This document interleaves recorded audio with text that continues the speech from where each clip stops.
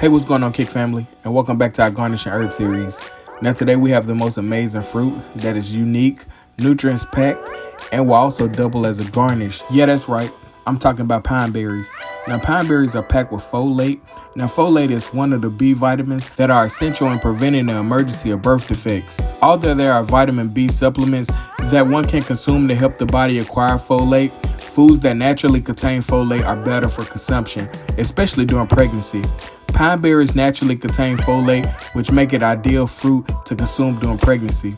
Folate can also help to boost the brain function and reduce the risk of dementia in the elderly.